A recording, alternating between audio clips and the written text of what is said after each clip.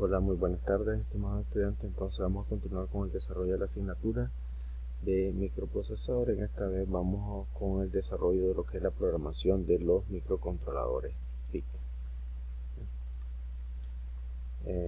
Vamos a ver la parte de la programación de estos equipos, un poquito de teoría. Un microcontrolador es un sistema cerrado que contiene una computadora completa, por lo que sus prestaciones están limitadas a lo que contiene y a pocas veces que se puede modificar.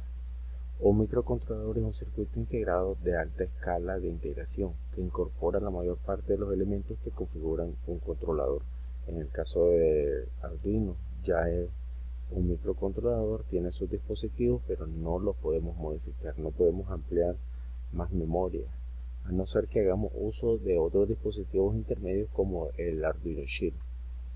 Dentro de las características, las tradicionales, el modelo de von Neumann y el modelo de von Harvard.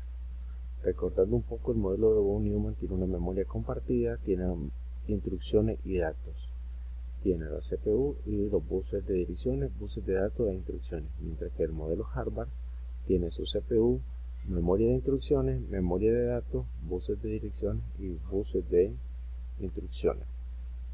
Las características de una CPU: tiene un CPU, memoria RAM para contenedor de los datos, memoria para el programa tipo ROM, PROM e EPROM, línea de entrada y salida para comunicarse con el exterior, diversos módulos para el control de periféricos, en este caso temporizadores, puertos serie, puertos paralelos, convertidores analógicos digitales, digital analógicos, generador de pulso de reloj que se van a sincronizar en el funcionamiento del sistema propiamente dicho. La mejor forma de programar estos dispositivos es por medio de un lenguaje.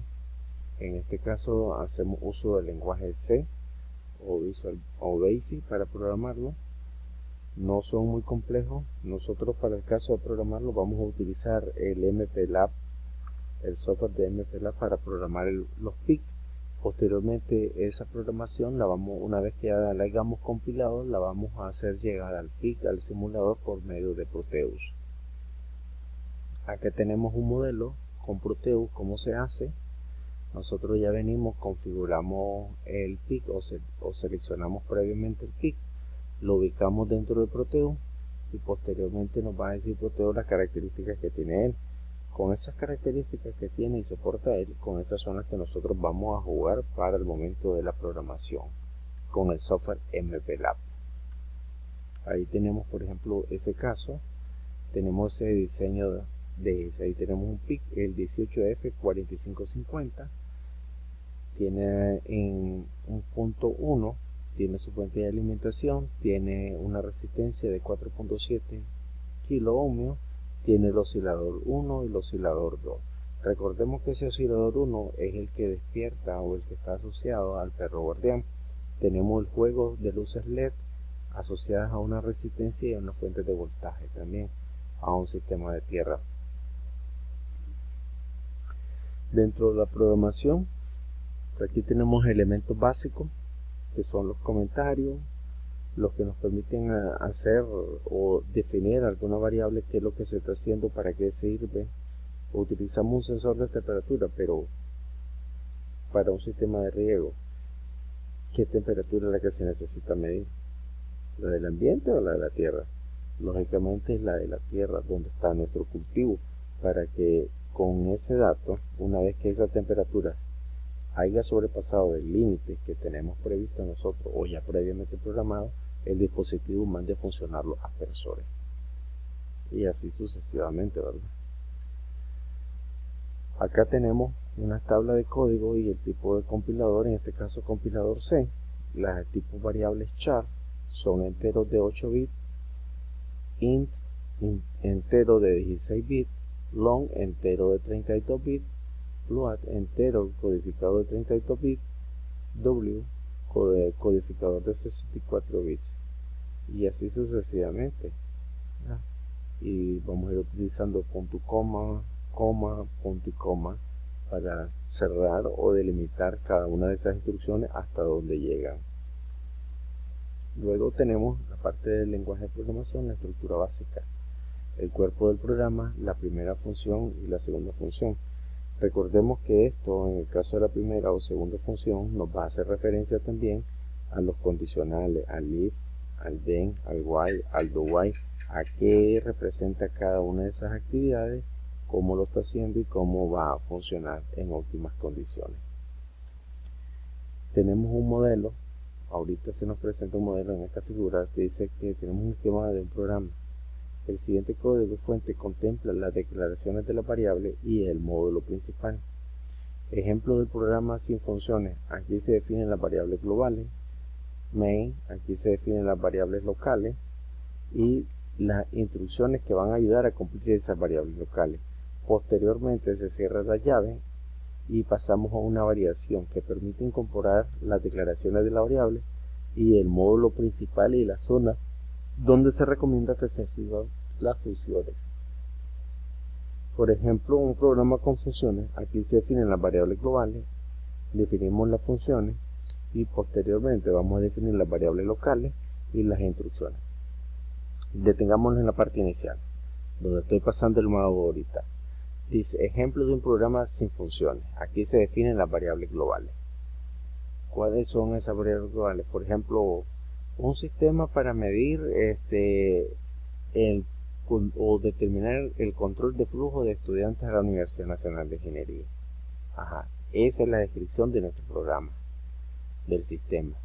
¿Cuáles son esas variables locales? Esas variables locales que tenemos acá son las que nosotros vamos a definirlas. ¿Y esas cómo las podemos definir? Ok, las podemos definir haciendo uso de dispositivos. ¿Cuáles son esos dispositivos? Podemos utilizar un lector de código de barra para nuestros carnets. Una vez que nosotros los validemos en un lector de código de barra, nos va a decir si podemos tener acceso a la UNI o no.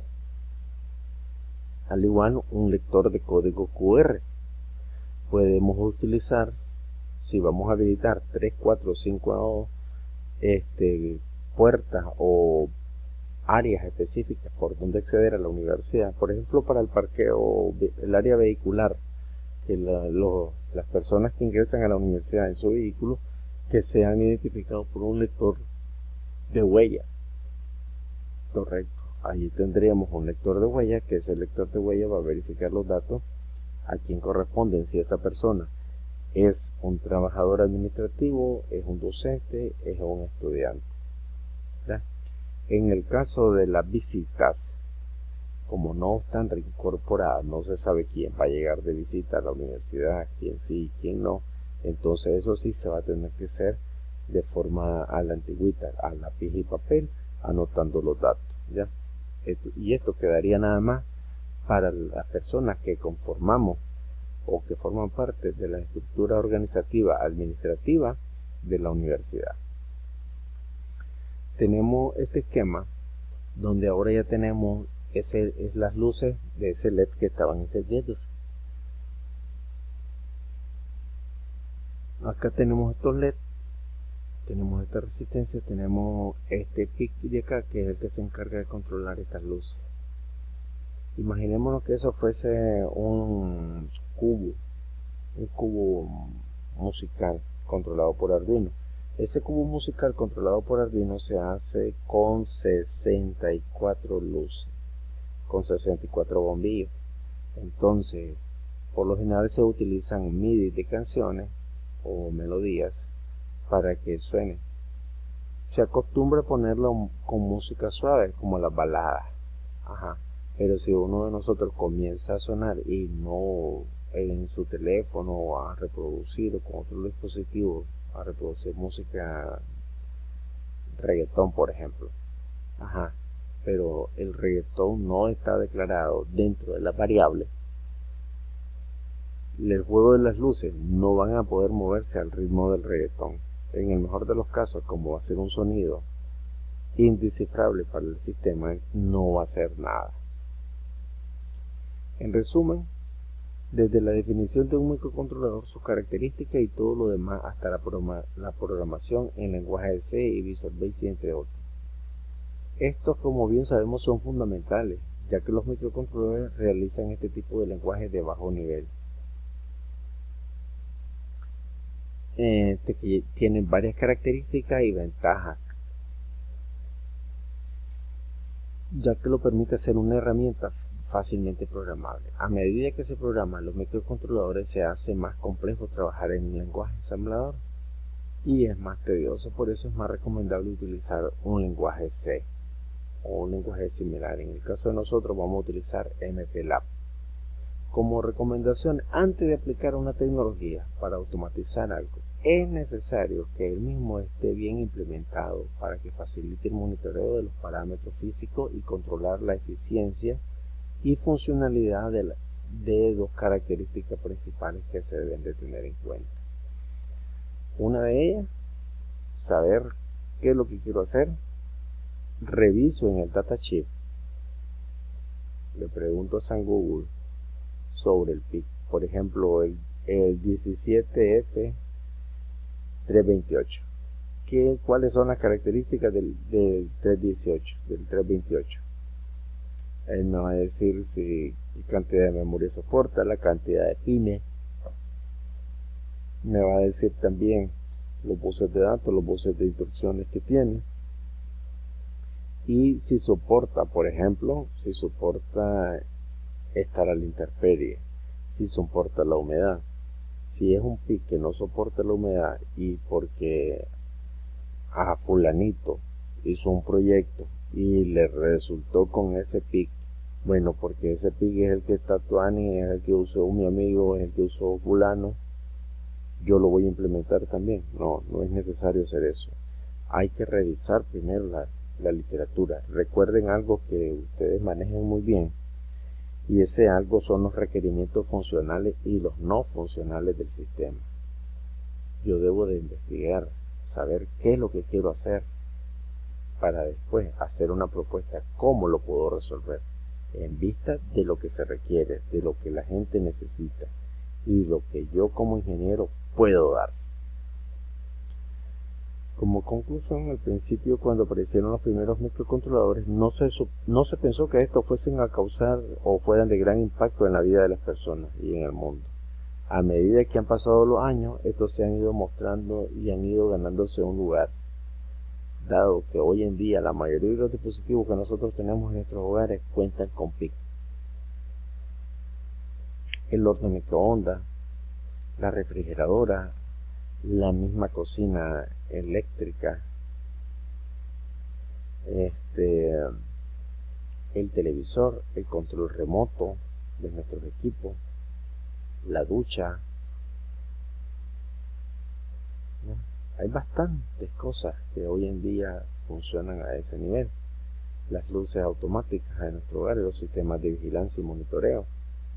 Pero sí, tenemos que recordarnos algo muy importante, de saber ubicarlos, identificarlos para poder trabajar bien. Hay algo muy importante que nosotros debemos de, antes les recuerdo, saber qué es lo que se pretende hacer para con eso buscar el PIC más adecuado y poder trabajar. Por favor, revisen la presentación. Cualquier duda, cualquier consulta, ya saben, me lo pueden hacer llegar en la plataforma. Y cuídense, por favor cuídense y recuerden las medidas de higiene y seguridad.